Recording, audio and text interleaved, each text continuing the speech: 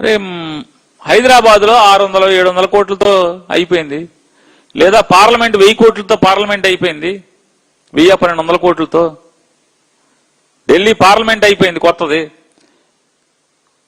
మరి ఇంత దోచుకుంటా మీరు ఇవాళ ఎంత సంపదగా ఉండేది. జగన్ చెప్పింది అదే కదా, జగన్ గారు చెప్పింది సంపద సృష్టించమని. అదే జగన్ సలహాని ఉంటే ఇవాళ ఆంధ్ర రాష్ట్రానికి 1,00,000 కోట్ల సంపద ఉండేది కదా.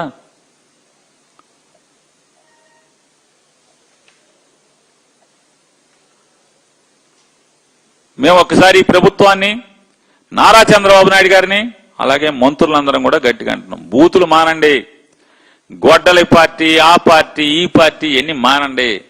మీకు చావు ఉంటే, సత్తా ఉంటే, మీలో నిజాయితీ ఉంటే లెక్కలు చూపించండి, లెక్కలు చూపించండి. మేము అడిగే ప్రతి డాక్యుమెంట్ని ఆన్లైన్లో మీడియాకి చెప్పండి, మీడియాకి ఇవ్వండి.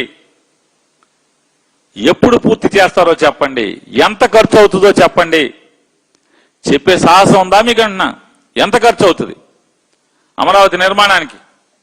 చెప్పే సాహసం ఉందా మీకని అడుగుతున్నాను. చెప్పే సాహసం లేదు. పూతులు తిడతాం, గొడ్డల పార్టీ అంటాం, ఆ పార్టీ ఈ పార్టీ అంటాం.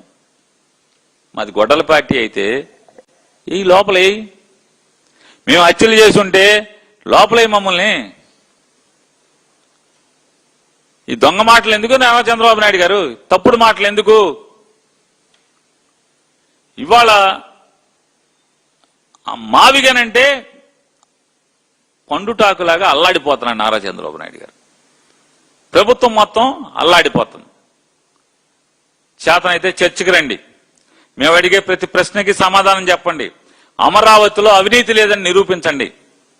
మేము అడిగే ప్రతి ప్రశ్నకి సమాధానం చెప్పండి. ఎంత పోతుందో చెప్పండి. అయ్మాని బూతులు, తిట్లు, శాపనార్థాలు ఇవన్నీ ఎందుకు? దివాళా కోరుతానం కదా.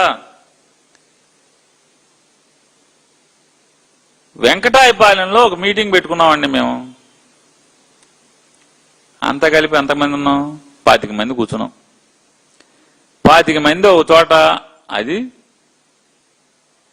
భోజనం పెడతాను రమ్మని తోటతిమూర్తులు గారు పిలిచాడు. మా ఇంటికాడ భోజనం చేస్తా, రాష్ట్రంలో ఉన్న పరిస్థితులు మాట్లాడుకుందాం రండి అని చెప్పాడు.